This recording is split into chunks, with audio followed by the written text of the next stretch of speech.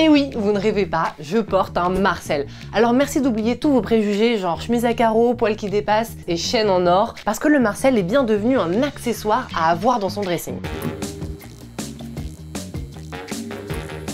Du coup, vous vous demandez forcément comment c'est possible que ce qui était autrefois le débardeur de Jackie au volant de sa Renault 12 soit devenu l'accessoire tendance de cet été. Le Marcel voit le jour dans les années 1860 quand un ouvrier qui travaille aux Halles de Paris décide de couper les manches de son pull parce que c'est plus pratique pour décharger les marchandises. Donc là vous vous dites, il est quand même pas super malin ce type, il aurait juste pu enlever son pull. Oui mais non, parce qu'en fait il faisait froid. Vous êtes vraiment des langues de vipère, hein. Un certain Marcel Heisenberg entend parler de cette nouvelle mode et décide, ni une ni deux, de les commercialiser. D'où le nom que porte le vêtement, Marcel Heisenberg, ouais, il s'est pas fait chier. À l'origine, c'était donc un vêtement de travail qu'on portait sous une chemise pour ne pas avoir froid. C'est à partir des années 50 que le Marcel devient un vêtement sulfureux, voire même sexy, justement parce qu'il devient un vêtement et non un sous-vêtement. On pense évidemment à Marlon Brando dans Un tramway nommé Désir, qui a rendu le Marcel hot de chez hot. Enfin, hot quand on a la carrure, hein, parce que sur Tonton Jackie,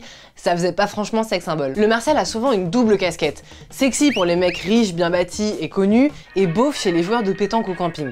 C'est pas cool, mais c'est la loi de la bedaine. Dans les années 80, on a une autre vision du Marcel. Celle d'un vêtement porté par des mecs machos et virils, à la masculinité ultra développée, à la Sylvester Stallone dans Rambo. Bon, là on parle des mecs, mais les femmes aussi sont concernées, hein. Dans les années 1920-1930, le débardeur est aussi porté par des femmes à la garçonne, c'est-à-dire sans soutif et avec des pantalons moulants. Apparemment, ça donnait un air de femme forte et indépendante. Aujourd'hui, le Marcel fait partie de toutes les collections des plus grandes maisons de haute couture. Bon, en même temps, les Crocs aussi, donc ça veut pas dire grand-chose. Reste que le Marcel aura quand même réussi à survivre au concert de Johnny, à la coupe mulet, au pastis et aux cascades de Belmondo.